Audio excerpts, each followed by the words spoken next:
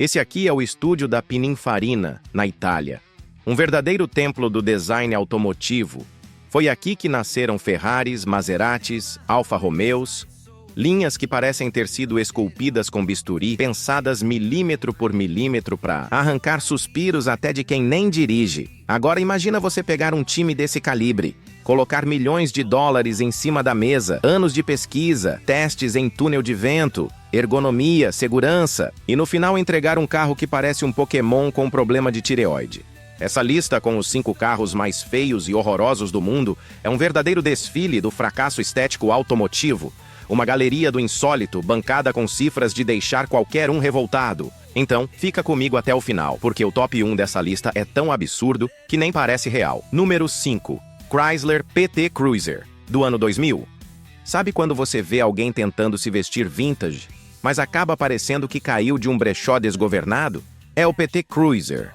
Ele foi lançado com a promessa de ser um carro com alma dos anos 30 e coração do século 21. Mas o que o mundo viu foi um cruzamento de táxi de Gotham City com um micro-ônibus escolar em crise existencial. A frente do carro parece um Fusca hipertrofiado. A traseira tem linhas de Kombi mal resolvida e o conjunto todo é uma bagunça de curvas e ângulos que não conversam entre si. Curiosamente, ele vendeu bem nos primeiros anos, muito por causa da estética diferente que enganou muita gente. Mas o tempo foi cruel e justo. Hoje ele é lembrado com um misto de pena e chacota, e raramente visto nas ruas. E quando aparece, a sensação é sempre a mesma. Como isso foi aprovado? Número 4. Peugeot P50 do ano, de 1962. O Peugeot P50 parece uma cabine telefônica com crise de identidade. É oficialmente o menor carro já fabricado em série no mundo. E olha, o recorde faz sentido. Ele é tão compacto que você consegue literalmente puxar ele com a mão, como quem arrasta um carrinho de feira, projetado na ilha de Man. O carro tem apenas uma porta, um farol e 3 rodas. Cabem no máximo um adulto, uma sacola de mercado e um arrependimento profundo. O motorzinho de 49 cc mal dava conta de uma bicicleta motorizada. Por dentro, o painel é tão minimalista que parece uma piada. Um velocímetro, um botão e uma alavanca. O volante mal cabe entre as pernas. E a posição de dirigir é mais próxima de um banquinho de escola do que de um cockpit automotivo. Mas mesmo com todas essas limitações, o P50 se tornou uma espécie de mascote do mundo automotivo. Em resumo, o Peugeot P50 é o tipo de carro que você compra só para contar que tem, não para dirigir. Porque a qualquer momento, alguém pode confundir com um brinquedo e tentar colocar no porta-malas de outro carro. Número 3. Toyota Will Sypha, ano de 2002 a 2005. Lançado no Japão no início dos anos 2000, o Will Sypha fazia parte de uma tentativa ousada e desastrosa da Toyota de criar uma linha de produtos voltados ao público jovem e moderno. Era uma espécie de experimento de lifestyle. A linha Will incluía até eletrodomésticos e móveis. Tudo com esse design propositalmente estranho, meio retrô, meio futurista, meio feio mesmo. O Sypha, especificamente, era o carro cool da geração que cresceu assistindo Pokémon e usando Tamagotchis.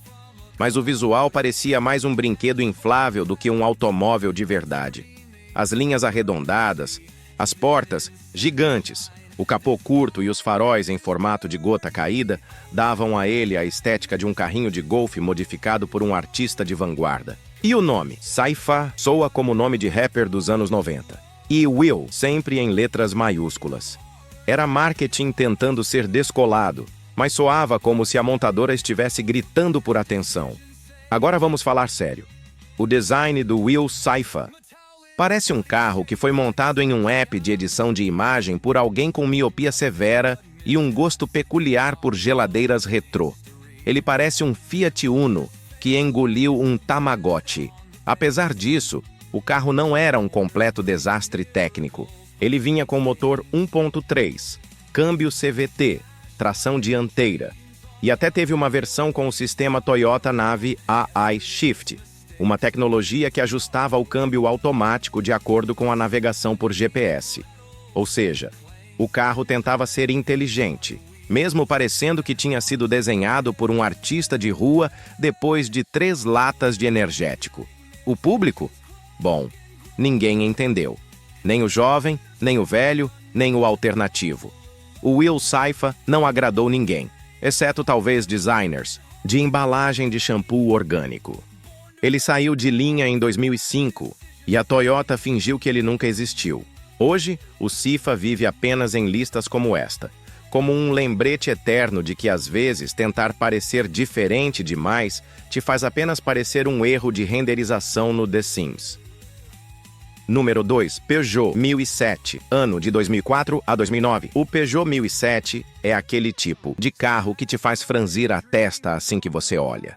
Não porque ele seja chocantemente feio, mas porque ele é esquisito, desproporcional, inexplicável.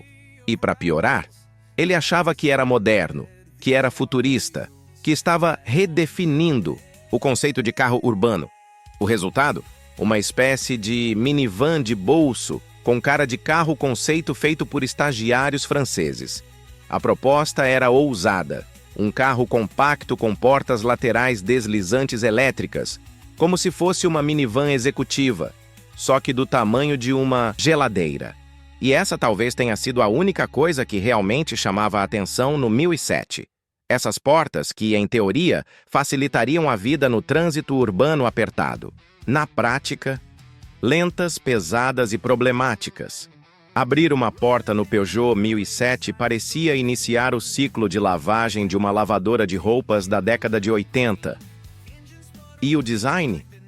Nossa Senhora! A frente é estranhamente alta, os faróis são tristes e inchados, e a traseira é tão sem graça que parece que o designer simplesmente desistiu ali. Ele não tem linhas fluídas, não tem agressividade, não tem charme. É um carro com a personalidade de uma impressora velha. E o interior? A Peugeot tentou compensar a falta de beleza com opções de customização coloridas. Era possível trocar painéis e tecidos com cores vibrantes, como laranja ou verde-limão. O que, honestamente, só deixava o ambiente ainda mais caótico. Parecia o quarto de uma criança hiperativa transformado em automóvel. No fim das contas, o 1007 foi um fracasso comercial. Vendeu menos do que o esperado, ficou marcado como um erro de cálculo da Peugeot e saiu de linha discretamente em 2009. Era caro, pesado para o tamanho, pouco prático e absolutamente nada carismático. Hoje, o Peugeot 1007 é lembrado como uma tentativa corajosa, porém esteticamente fracassada, de inovar num segmento onde o básico muitas vezes funciona melhor. Número 1.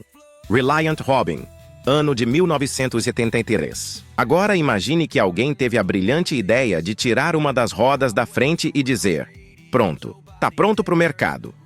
Esse é o Reliant Robin, o triciclo motorizado mais infame da história automobilística britânica. Um carro que parece ter sido projetado durante uma ressaca braba de pub e ainda assim passou por todas as etapas de aprovação. A proposta era simples: criar um carro mais barato, leve e econômico que um modelo tradicional.